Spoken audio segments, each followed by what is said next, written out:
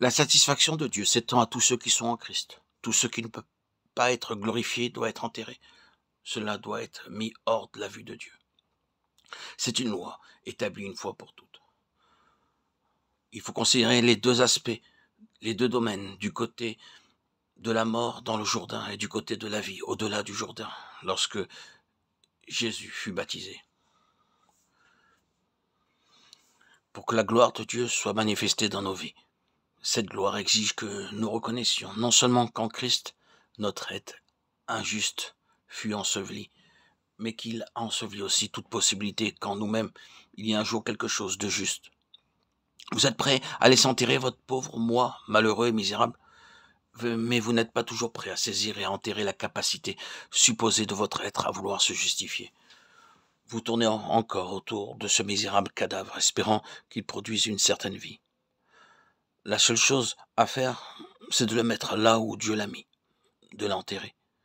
Oh misérable chrétien, demeure enterré, accepte le jugement de Dieu et finissant avec cela. En vous-même, vous ne serez cependant pas meilleur quand vous aurez fait cela. Vous serez encore cet être misérable. Le fait est que vous devez cesser d'avoir vos yeux sur vous pour porter vos regards sur un autre, sur celui qui a pris votre place. Oui, le jugement et la mort doivent être acceptés, mais écoutez-vous ces voix néfastes qui suggèrent constamment que Dieu vous juge, vous, croyants, à cause de votre nature pécheresse.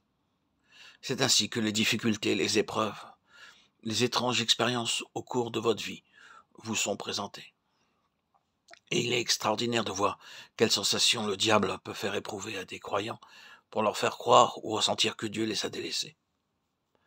C'est le domaine dans lequel la bataille de la foi doit être soutenue contre nos expériences et les sensations de l'âme. Vous pouvez avoir la preuve la plus merveilleuse un jour que le Seigneur est avec vous et qu'il vous utilise, déversant lui-même sa parole par vous. Et à ce moment-là, vous n'avez aucun doute à son sujet. Mais le jour suivant, ne pas ressentir que Dieu est dans votre univers. Laquelle de ces deux choses est une réalité?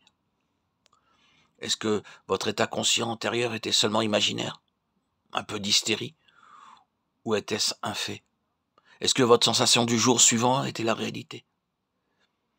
Notez que ces sensations fluctuantes ne doivent pas être acceptées comme de vrais critères. Si Dieu jugeait votre nature pécheresse, Christ serait venu en vain. Nous n'expions pas pour nos péchés en tant que croyants. Si nous le faisons, l'expiation n'était donc pas complète sur le calvaire. L'œuvre n'était donc pas terminée. Quel que puisse être le besoin de formation, de discipline et de correction pour développer ce qui est de Dieu en nous, et la mise de côté réelle de ce qui est de nous-mêmes, nous ne sommes cependant, et quand même pas avec tout cela, en train d'expier pour nos péchés ou notre nature pécheresse.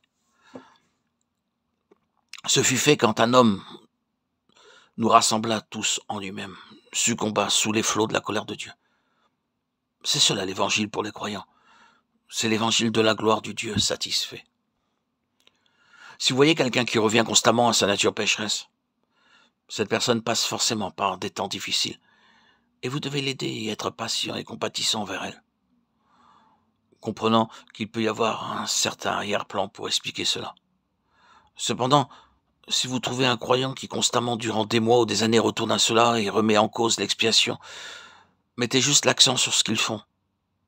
Ils ont ôté le calvaire. Ils ont annulé en eux-mêmes l'œuvre de la croix.